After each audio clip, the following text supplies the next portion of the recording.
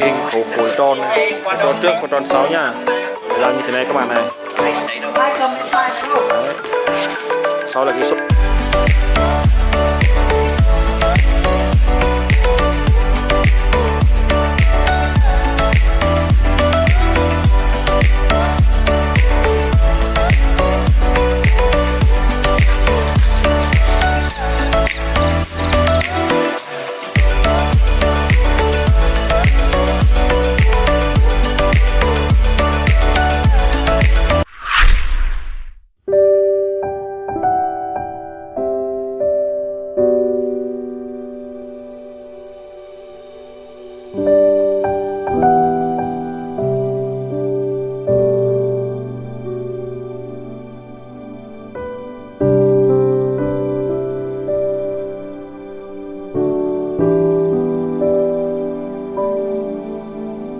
Hoa hôm nay giới thiệu chúng ta hôm nay làm hoạt động gì nào? Hôm nay chúng ta làm hoạt động làm người tuyết để thực hiện chương trình trung thu Nguyên liệu chúng ta cũng có những tấm xốp này. liệu làm là những tấm xốp và cuộn thép 3 ly và thép 1 ly, nhưng mà thép 1 ly thì chưa có. Hai thanh niên đang nghiện hút thuốc. Những cái tấm xốp các bạn đấy làm bằng người tuyết các bạn ạ. Tất cả mua thêm thép 3 ly 1, 5, nữa. 2, 3, 4, 5, 6, 7, 8, 9, 10, khoảng 10 tấm xốp. Thép 1 ly với cả thép 3 ly này nữa chưa đủ đâu. Đây thử làm 10 tấm xốp mọi người. Anh ơi cho biết là mặt xốp này có chiều dài kích thước là bao nhiêu nhỉ? Bố Hả? đang Bố. làm lắp à? Đây là thanh niên. Anh cho biết là hôm nay chúng ta làm cái nội dung gì nhỉ? Hôm nay chúng ta sẽ làm một nội dung là mô hình là người tuyết để tặng trường trung thu Tân Lạc.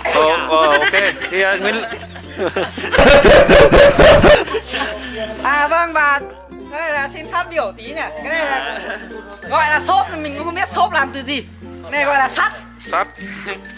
Ai đi đây đi? Ai đi? Sắt Mua đi, ai có xe đi mua đi.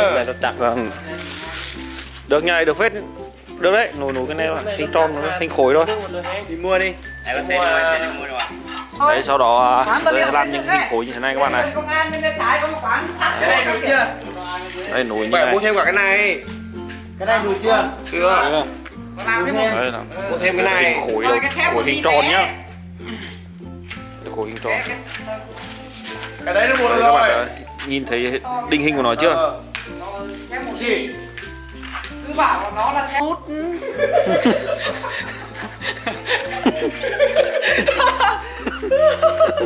Đấy, anh đút à? Đây là anh Hà Văn Nút. Tại anh đã hết tiền. Anh đút hết tiền à anh? Hết tiền rồi. Mày đừng có bốc quét. Mày đừng có bổng điêu. Thế bảo em mời uống. Hết sạch luôn. Thế bảo mời uống rượu mà chả thấy biết rượu nhỉ? Đấy, hết tiền thật à? Hết tiền rồi. Hết. Ô, cô gái Lào xinh xắn chưa? Đấy, nhìn thấy một cái nhá. Mười đấy. Đây là đang làm cái khuôn nha mọi người. Tuyết tuyết lúc này mình cầm sau, mình cầm chân sau. Mình cho xốp mình để dưới thôi. Trời ơi. Thang thong quick quick quick quick quick. Cái này làm cái giấy đẹp hơn cái này, làm cái này sao mà cắt được nhỉ? Có cắt được chưa bác? Pin nào điขึ้นsẽ là bao vấn đề này. Chúng tôi buộc tương mắt như thế này. Nói tiếng là Biết tiếng là Nho chỉnh xin lo. Men hú được.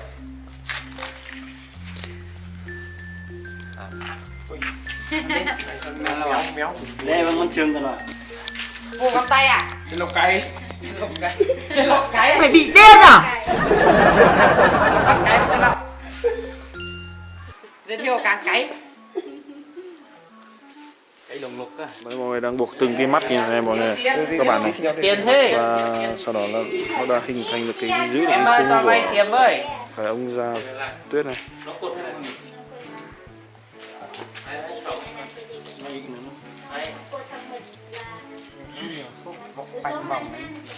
Bạn này bạn người Mông khá là đẹp trai. Rất đẹp trai luôn chứ không phải khá. Chuyện anh gái. Đẹp trai đấy. Cà phê. Trên lừa vợ lừa con là người ta bỏ chồng. Là con này quay vào đây là thằng này. Ôi ôi. Ôi nhiều. Được vào đây. Nhiều thép còn đi đây này. Đúng là người có tiền nó khác nhỉ. Chơi hẳn cái thép này luôn ạ. Ép là mình đo cả mũ xuống. Mũ Nó Ôm như này chứ. còn đây là bản Lào này. Nhang quá. Ô tô thì đi. Bản Lào xinh gái chưa? Đây hai bản Lào xinh gái Kêu chưa? cái gì nữa? Hai bạn nó chưa có người yêu nhá. Có rồi. Chưa. Chưa. Nhanh. Xuống đây làm người tiếp tuyết đi. Biết là Đây là những cái đường buộc tinh tế nhất là của các anh em Sai Tức đúng là- là ai cần của tao này. buộc bằng tay luôn ạ. Cô Thảo hướng dẫn này rồi cô làm cái hình này. Làm hai cái hình khối tròn này. Cái tròn trước và tròn sau nhá. Để làm như thế này các bạn này. Ai cầm điện thoại này đâu. Đấy. Sau là cái xốp này sẽ ốp vào hình hai cái khối Các bạn hỏi các bạn con mình bây giờ này, mình nhắn này rằng khối câu này. Ốp vào cái hai khối câu này để làm người tuyết. À không. mày thiếu Thành phần bao giờ gồm một phi 5 và thép 3 ly thêm một tí cay. và một cây tầm vông. Cũng thế là chung thế mấy tấm xốp và mấy bàn kia thì đang làm chuồng một con gà tiếp. Làm chuồng gà trọi. Cái này kiểu chán. Chuồng này là chuồng gà công nghiệp. Làm một cái ống người tuyết thứ hai. Làm hai chiếc luôn. Đầu này là một chiếc này. Mũ đó thì mình lấy cái Còn đây là cái này chiếc thứ hai này. Sinh nhật cho một cái. mày đỡ bỏ cái cá nhân nào. Đây có anh trai nhiều tuổi nhất, anh là cán bộ đi làm thôi, tầm 40 tuổi. Tầm đấy, 39 40 vậy. Vào đây. Cái này chắc chắn nhìn tưởng đẹp. Béo bụng nữa anh. Thế căn vào đây. Này giống Không, đến khi mình uốn lại kéo cái này lại được mà, nắn lại được mà. Nắn lại nó xinh hình đẹp ngay. cái tột chắp vào đi cái Mày sẽ làm mày cắm mặt vào. mắt trên nó đấy nó vòng cái mặt trên của anh. Lớn rồi. Suy nghĩ tí đi. Cố định cái này thêm. Trẻ con mới đẻ đâu. Thằng này có nên đập không mọi người? Thằng này có nên đập không? Quay gì mà quay. Đập phải lao chim. Nói phun hết Tay. sạm phun kèo hết. Lao chim, lao bướm.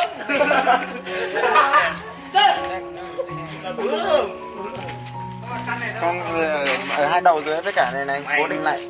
Dùng cao su cho bột nữa cho nó chắc đi. Nó đây. Cái này à? Bây giờ thêm đi. Không làm gì, buồn lắm. Đấy, đây là phòng nằm ngủ thôi mệt. Dài luôn, cắt xe cần nhiều thế này. Cái này sẵn là hàng như nhào. Cắt nó to bằng con này. Hôm nay là chúng tôi hết rồi, mình đi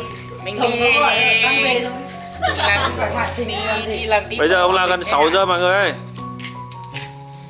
Theo đồng hồ của mình thì mấy hôm nay bây Chúng giờ ta làm từ lúc mấy giờ ấy nhỉ? bằng giờ cũ hôm qua. Lúc 4 giờ mình kém. động xuống là Mà bây giờ bằng- làm hai con này mất khoảng 2 tiếng đồng hồ. 2 tiếng đấy. 1 tiếng là một con. Chị đi vòng chết rồi. Anh em đã học không? Học. Không, như vậy Anh tưởng cô hết à? Nào Các không bạn- có tuyết nhỉ? Phải có người tuyết nữa nhỉ? Mẹ học bồi đấy. Cái đầu của nó sơ của nó. Đây, như vậy đã được hai cái như này rồi mọi người ạ. Đấy. Cách làm rất là đơn giản mà thôi, nhưng gì tốn thời gian. Đặt gọn này mà đã, cắt đi ra, không rửa.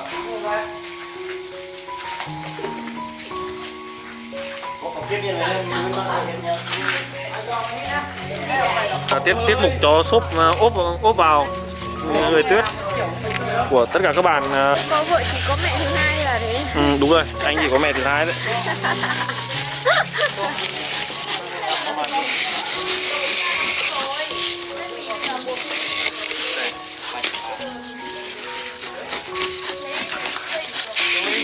Mọi người đang cắt xốp. Idea phụ nữ chơi.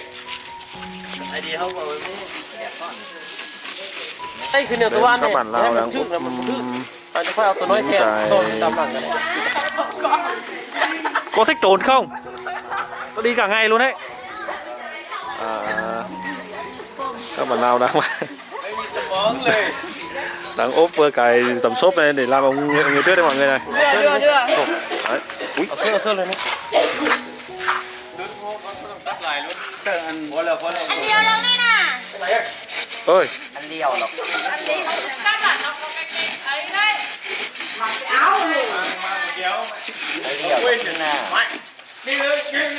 เขาบอกไปซื้ออันตัวฟองตัวสีเขียวตัวคล้ายคือกับเขาปูเหือนนั่นแหละเอามาใส่ง่ายๆบริปาดเลย เขาโบกเตือนเนาะ ผมมีให้อย่างกับผมมีให้อย่างก่อนอันนี้ให้มันแล้วกันนะโอเคเรามีที่เราเรียกเรามีที่เทียมนี่ เข้าใจวะเราไปยัดทักเราก็ต้องไปเทเลย ข้ามันออกมามันโหดมันหาย่อยออกมาอีก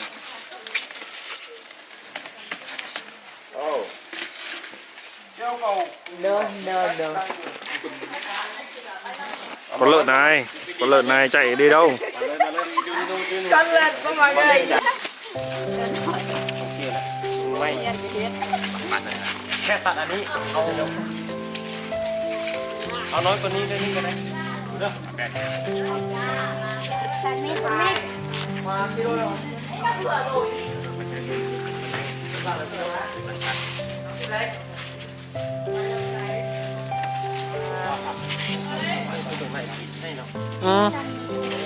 Được mà.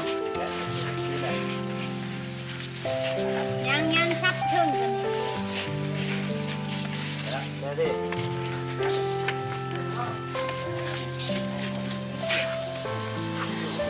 Làm người yêu anh không? Mạnh ảo đấy chết trà. Nhưng mặt đều kìa, hết.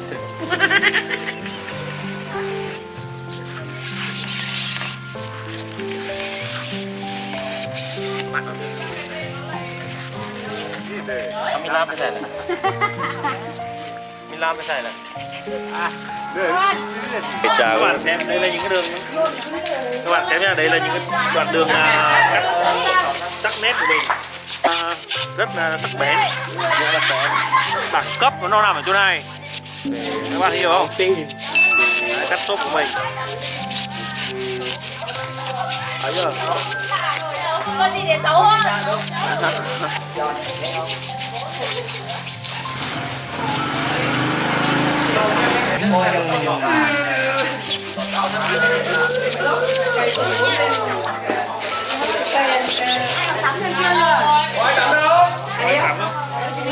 Coi đây đâu? Coi kìa.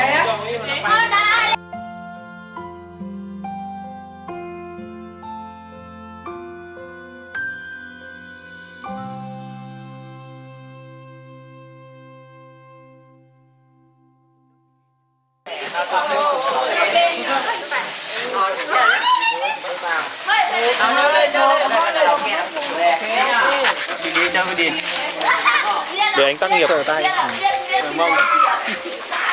Anh để 10 năm sau các em sẽ cảm ơn anh vì những cái thước phim clip này. Đấy. Như vậy là các bạn Lào, các bạn đang gần hoàn thiện cái ông người tuyết này.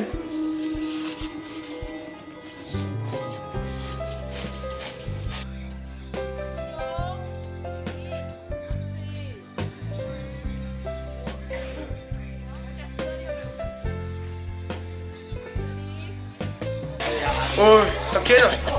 Không có rượu chỉ buồn nôn. Phải một ly cơ. Cái năm nay hơn 70 tuổi mà chưa gặp cái trường hợp nào mà như thế này. Chứ phải tôi thì đánh cho mấy nhau. Anh chỉ láo vô cùng thằng canh con này. 10 giờ 20 phút. Và cả nhóm đang cố gắng để làm xong để ngày mai nộp cho cô giáo. Đây là những đây là ông Gia Tuyết làm từ hộp làm từ tấm xốp của các bạn người Lào. Người Lào trên đấy bản người Mông nhé. Người Lào đấy này. Đây người Lào này, các cô gái Lào này. Đây là các cô gái Lào đây.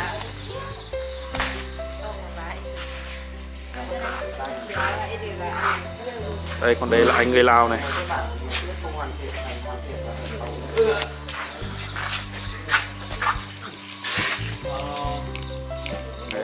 Đấy. Công đoạn rất đơn giản nữa.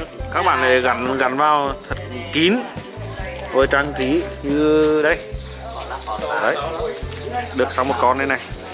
Để làm được cái mũ, để làm được cái ông người tuyết này thì cái mũ của người ta sẽ là cắt những cái hình như này các bạn này. Đấy, cắt những cái tấm này dán ở cái phần của cái hình con ông người tuyết kia. Đây, còn đây là cái mũ. Đây, anh em đây là trong cái mũ này, đây cái mũ của mũ này nó đặt trên đây đúng không?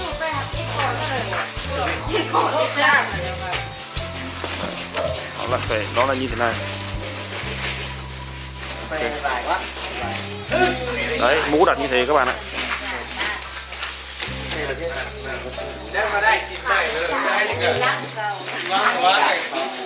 Xốp mặt như này. Đấy. Giờ mình đập một cái là vỡ luôn. Sút nha, tôi bị sút nha. Anh xuống đi.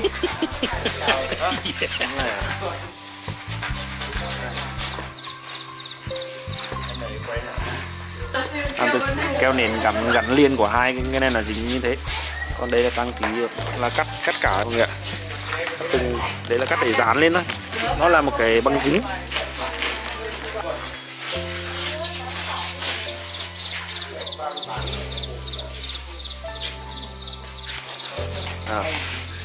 Làm như nào? Con này nhìn hiền thế nhỉ? Nhìn chả thấy chứ, con kia nhìn láo. Ôn nhau nó nâng mẹ ơi.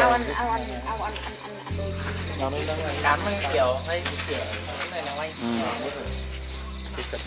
anh. Em làm giữ cố định luôn đi, em làm giữ cố định luôn. Để bạn làm một kéo nghề lên đây.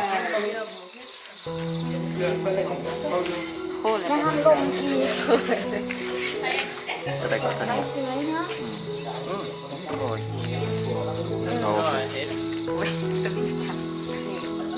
Rơi đấy, rơi.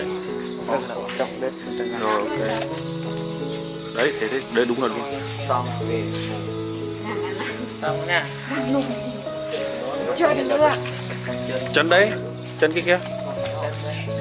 Đặt đây luôn. Sáng quá.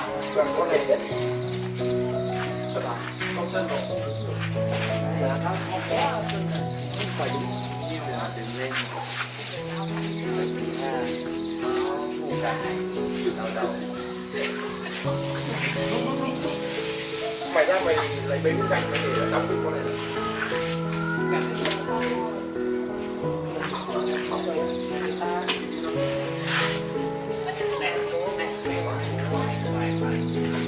Bọn em đi về ngủ đi, và mời ba con gái bên. Xong rồi đấy.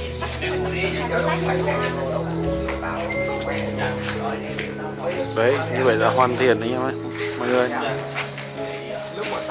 Ok là để rồi. Xong. Đây mấy bạn đang chụp ảnh selfie để khoe thành quả của các bạn này. Đấy, như vậy là đã xong rồi.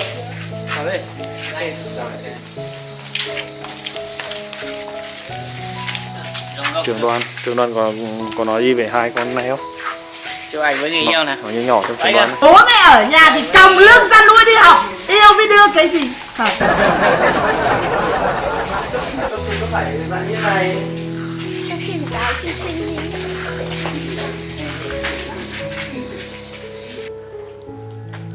Sau khi làm thì vẫn còn chưa xong các bạn ạ. Thì đây là cái xốp cuối cùng này. Đây là những mảnh xốp cuối cùng vẫn chưa lắp ghép xong này. Đây hình thù của cái đầu của nó đây. Mình quay ban ngày cho nó rõ hơn. Nếu ai có làm một cái ống giao tuyết bằng hộp xốp này thì tấm xốp này thì mọi người hãy nhìn theo để mà làm nhá. Mình chỉ chia sẻ đấy thôi. Đây, còn đây là những cái mảnh vụn của những tấm xốp này. Cái mảnh vụn cuối cùng này. Còn là những cái mảnh vụn. Cái này là không biết là làm cái tay cái cổ của nó đây. kiểu mỗi cái tay của nó nữa. Tạm thời treo lên đây cũng được. Cảm ơn tất cả các bạn đã xem clip này của mình nhá. Cho một cái món này vào nữa thì tuyệt vời. What the hell?